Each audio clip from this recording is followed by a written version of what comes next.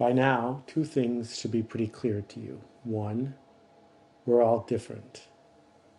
And two, it's really, really difficult to change people and significantly easier to go to where people are already. You've probably figured out the challenge.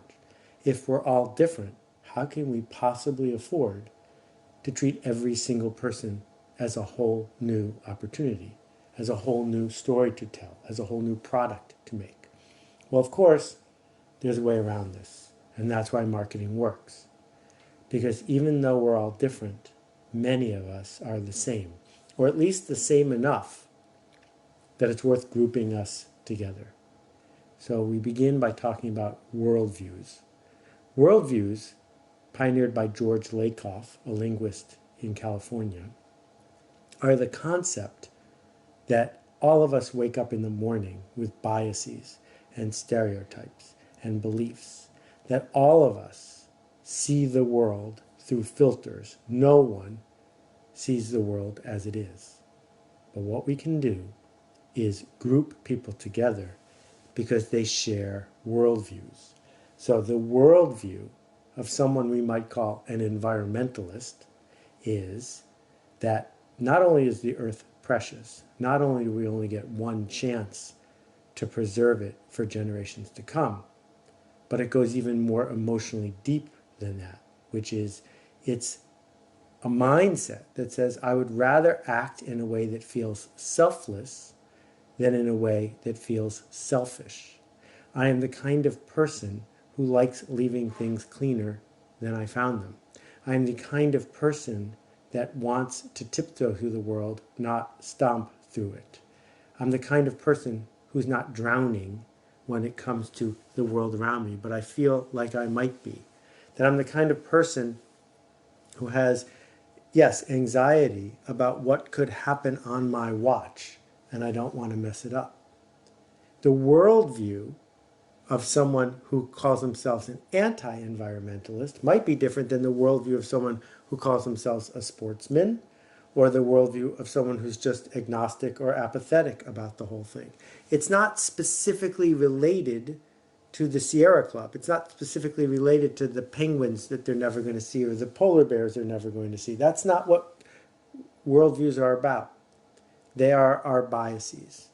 Worldviews, for example, help us see really profoundly into American politics.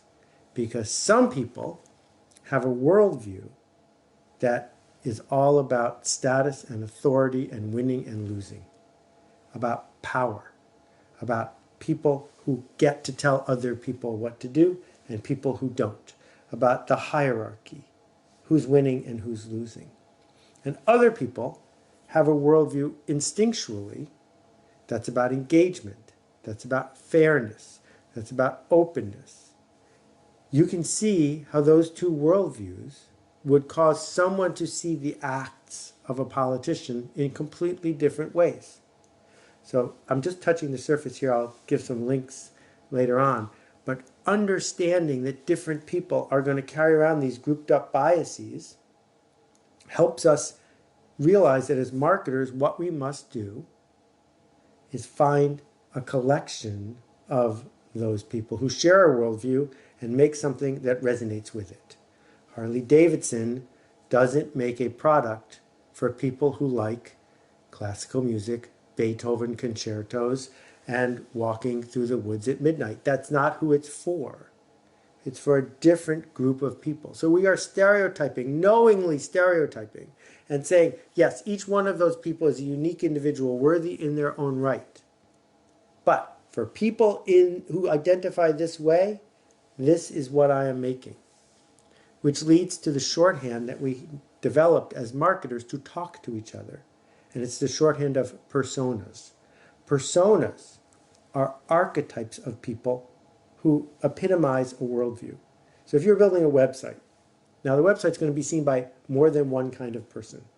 You could probably optimize it for one worldview, but we're going to need to, if we're reaching large numbers of people, have it be processed by a bunch of folks. So I could invent personas of who might come. Well, here's one. Nerdy Ned. Nerdy Ned doesn't use Firefox, doesn't even use Chrome. He used to use Firefox, but now he's using some open source Opera kind of browser. Nerdy Ned reads the terms and conditions. Nerdy Ned knows what your terms of service are. Nerdy Ned knows how to right-click things and make them open. Nerdy Ned is going to be the person who sends you an email pointing out that you're not responsive on certain Android milkshake installations. Nerdy Ned is totally different than Busy Bob.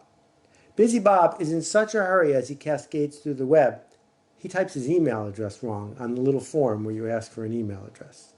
So when you build a website, there are parts of the website that are there for Nerdy Ned. There are parts of the website that are there for Busy Bob. Don't get confused about who's going to look at what. And if you can figure out who these archetypes are in your business, the kind of person who comes to your flower stand, the kind of person that engages at your hairdresser, the kind of person who might read your book. If you can label 3 or 4 or 5 of these personas, the ones that epitomize a worldview, and optimize for a collection of these people, then internally you're going to be able to have conversations that help you develop what needs to be developed.